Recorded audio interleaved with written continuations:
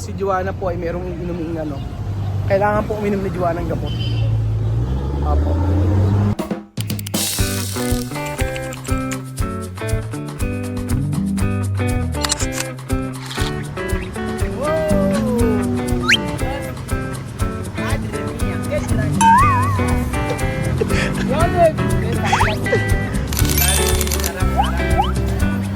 May parking pala dito, hindi ko alam. Dito maganda parking. Pa tayo nagpupunta. Saan na punta nyo? Saan ba punta nyo? Saan ba punta nyo? Kay doktor. Magandang araw po sa inyo lahat mga amigo. Nandito po tayo sa kabanatuan sa ating doktor. At for today's video, kasama ko si Joanna Waka Waka. Sabi ng bibita. Sabi na nila Waka Waka. Esto mi madre. Kaya madre. Madre. Dito. Madre, 31 años. Ay. Ay. Ay. Away wala. Joanna. Abuela dito ka. Sa doktor. Madre Joanna, 31, yung 41. Ano na tayo? Napa-check up kami. Ito na po kami. Kumain pa kami. And then, ito na po yung resulta ng aming laboratory. So, mamaya po explain ko sa inyo lahat kung ano sasabihin ng doktor. Kasi siyempre, ayan, tayo sa ating doktor. Siyempre, hindi natin alam kung ano yung kung ano sasabihin sa atin. So, later update ko po kayo mga amigo. Ayan.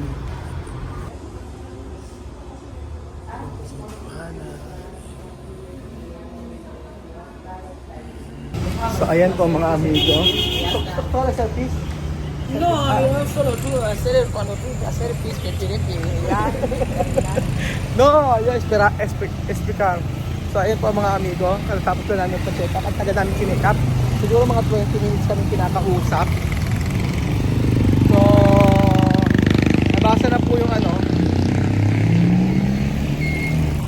Nabasa na yung ano namin Joanna. Kailang muna photo. Una, dos, tres. Photo! Yan. Yan, model. Tapos po, ito na po. Explain ko sa inyo. Lahat-lahat ng mga sinabi ng doktor. So, si Joanna po ay merong inuming ano. Kailangan po uminom ni Joanna ng gamot. Apo. Nagpa-check kami yung laboratory niya. Hindi ko kasi, siyempre hindi ako doktor, hindi ko alam. Pero kailangan niya po uminom ng gamot mga amigo. Ayan, eto na po kami. At kami sasakyan. So ayan po mga amigo, nandito na po tayo at ito na po yung mga sinabi. Ito para kay Joanna, kailangan po niya uminom ng gamot. So mamaya po sabihin sa inyo. Yung kay Kuya, kay Lola Edin po, sabing ganon, Lola Abuela dicho, necesito tomar medicamento porque ella perder mucho cosas. Por eso ella necesito tomar medicina, no?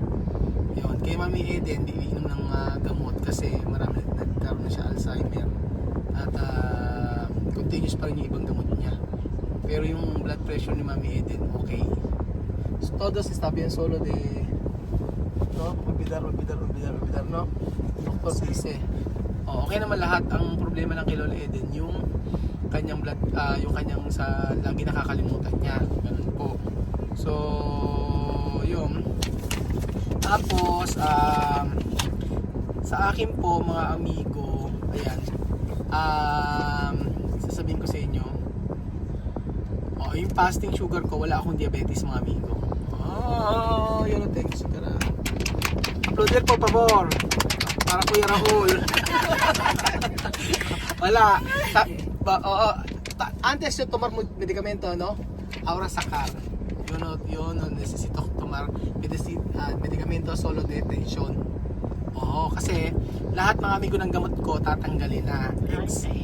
Wala na akong gamot na inumin except yung sa ano ko blood pressure ko, yun sa aking kasi okay naman lahat, pero bakit mataas yung blood pressure ko? Sabing ganoon dahil daw sa aking pamilya ay nasa lahi, no? Joanna, todo sacar, yo no tengo tomar más medicina. Solo para tensión, porque mi familia hereditaria. Ojo. Hereditaria significa yo coger detención con mi madre y mi padre, ¿sí? ¿Entiende? Como diabético, ¿no? Con tu padre, de pamilya. Yan, galing. So, lahat po okay. Dati mataas yung uric acid ko, mataas yung blood cholesterol ko, mataas yung triglyceride ko, lahat po naging normal. So, pinakamahirap talaga mag brown rice kayo mga amigo. Okay yun sa akin. Tapos, yung kay Kuya Belgium po, mga amigo, may explain ko. Ayan. Para kay Kuya Belgium, actually, yung kay Kuya Belgium, ang sabi ng doktor, Cholesterol. yung cholesterol lang kay Belgium. Oo. Problema de ko, grasa. Grasa. Mucho grasa, grasa. Ang problema kay Belgium, mataas yung ano niya, grasa o yung cholesterol. Pero lahat okay naman, di ba? Ayan, 5 normal. Yung HbA1c niya Taas. 5.92. Hindi, mababa. Pero malapit na mag... Oo, 5.92 yung sa kanya. Tapos yung hindi kagaya na medyo mataas pero hindi pa siya over, ganon. BLDL na to, BLDL 32 lang, 0.38, 0.88, 5 to 40, so okay pa rin. Tapos yung triglyceride niya 150, sobrang taas, 164. Tapos yung total cholesterol ni Belgium na mataas, 200, ang umover siya ng 266. Yun, the uric acid ni Belgium, okay na. Okay ka na, bababa na uric, wala ka na uric. Sugar mo, medyo 2 points. Ang normal lang hanggang 100, pero sa kanya 102.9, ganun. So, merong inireseta si Dr. Reno. Merong inireseta si Belgium, ito, yung parang sa triglyceride niya, yung sa cholesterol niya, okay nagkaroon ng cholesterol. Tapos, ang... Hindi sa taba. Sa taba. Merong i-inject sa'yo nila. Ayan to, yung insulin needle. Insulin needle, si Belgium.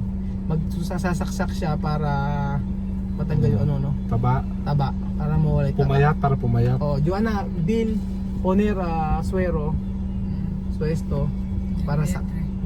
Vientre, para sa cargrasa. Isang bis lang sa ano? Una kada semana. Una ka na semana. Así. Cada semana. Después ha dicho doctor ayudar tú mismo a poner.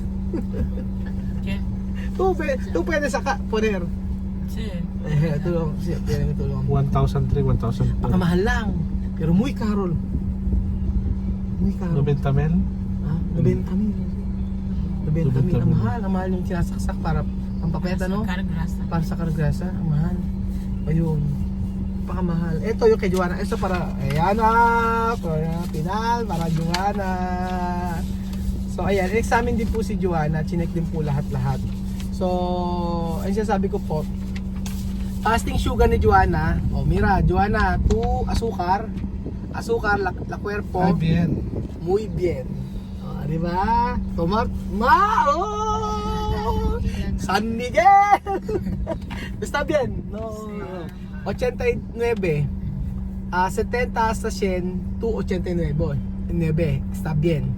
Colesterol 200 mucho, 190. Muy bien. Sí, no tiene problema con colesterol. Grasa. Grasa no hay problema. Sí, triglyceride, grasa rin yun no?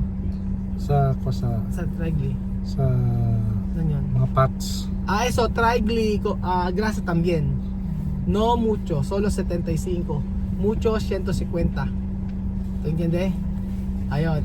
HDL, yo no sé cómo se llama esto Uric acid, todos. Pero ha dicho todo, yung CREA niya, 0.73 lang. Hindi ko kaya explain sa kanya to Pero ha dicho, doktor ha dicho, todo está bien. Solo falta de problema. Ayun. Ang problema lang kay Joanna ay ito. Ang bibiling kay Joanna ay ang kanyang ito. Ang Joanna ay katumara una semana esto para de ¿cómo se llama? Yung, ano yun sa UTI? Infección de pis, ¿no? Pero no está mucho, poco. Pero el doctor ha dicho hay que tomar una semana para cuando tú hacer pis no dolor. Solo una semana. Sí. Como yo antes yo tomar esto. Porque también yo tengo esto, infección. Antibiótico para de pis. No, pero todos Sakar bacteria di. sakar bacteria. Ito sabi bacteria. Para no dolor. Para no dolor. Así. Ajá. Pero todos está bien. Ha dicho tu ojos, posible esto tiene infección antes, pero cuando tú tomar medicina no hay problema. Así. Pero cuando tu ojos no mirar, hay que decirme. Solo esto. ¿Te entiendes? Pero todos está bien. Solo de infección. De ¿cómo se llama? De pis. Cuando una mujer hacer pis, después tiene dolor poco. Solo esto. Ahora yo comprar. También mío.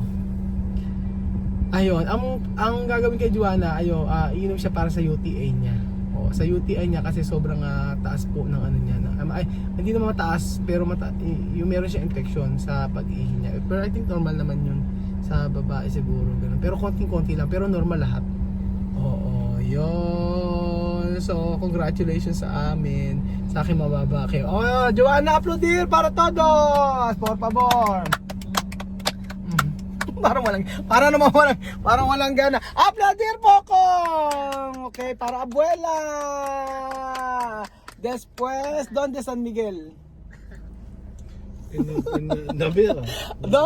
¿Dónde San Miguel? Libera. Masarap na sa Libera.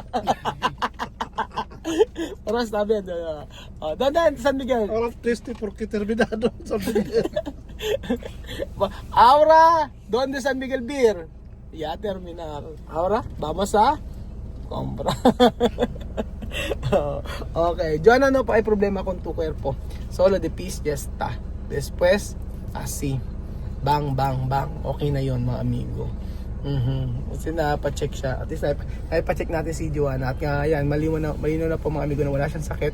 Okay na siya. Yung kanyang UTI lang po.